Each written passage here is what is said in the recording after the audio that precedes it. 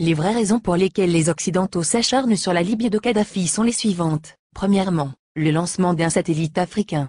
C'est Kadhafi qui offre à toute l'Afrique un satellite de télécommunication, et opère la première vraie révolution des temps modernes. Ce satellite appelé RASCOM assure la couverture universelle du continent, pour la téléphonie, la télévision, la radiodiffusion, et de multiples autres applications telles que la télémédecine et l'enseignement à distance.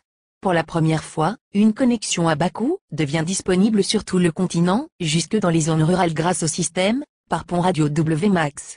Cette histoire démarre en 1992, lorsque 45 pays africains créent la société RASCOM pour disposer d'un satellite africain et faire chuter les coûts de communication sur le continent.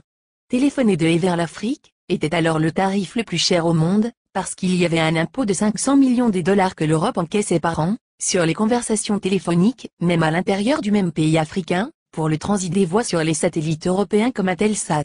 Un satellite africain coûtait juste 400 millions de dollars payables une seule fois, et ne plus payer les 500 millions de locations par an. Quel banquier ne financerait pas un tel projet?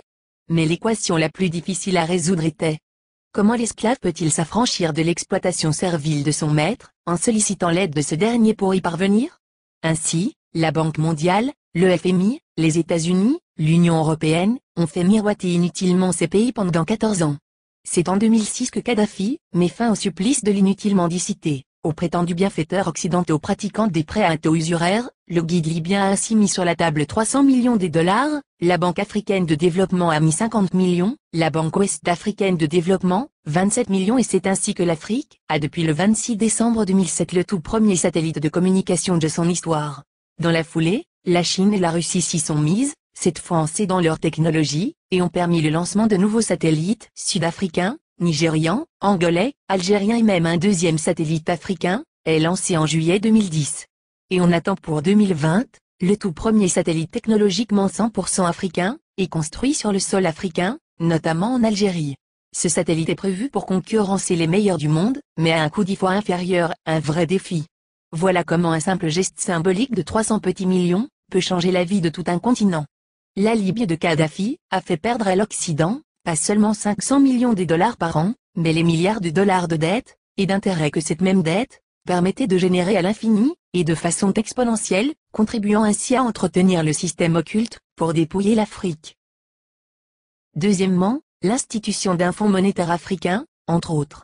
Les 30 milliards de dollars saisis par M. Obama appartiennent à la Banque centrale libyenne et prévus pour la contribution libyenne à la finalisation de la Fédération africaine à travers 3 projets phares.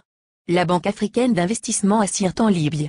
La création dès ce 2011 du Fonds monétaire africain, avec un capital de 42 milliards de dollars, avec Yaoundé pour siège.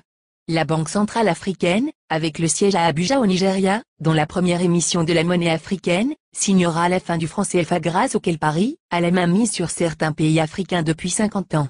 On comprend dès lors et encore une fois la rage de Paris contre Kadhafi. Le Fonds monétaire africain doit remplacer en tout, et pour toutes les activités, sur le sol africain du Fonds monétaire international, qui avec seulement 25 milliards de dollars de capital, a pu mettre à genoux tout un continent, avec des privatisations discutables, comme le fait d'obliger les pays africains à passer d'un monopole public vers un monopole privé. Ce sont les mêmes pays occidentaux qui ont frappé à la porte, pour être aussi membres du Fonds monétaire africain, et c'est à l'unanimité que le 16 au 17 décembre 2010 à Yaoundé les Africains ont repoussé cette convoitise, instituant que seuls les pays africains seront membres du Fonds monétaire africain. Il est donc évident qu'après la Libye la coalition occidentale déclarera sa prochaine guerre à l'Algérie, car, en plus de ressources énergétiques énormes, ce pays dispose d'une réserve monétaire de 150 milliards d'euros.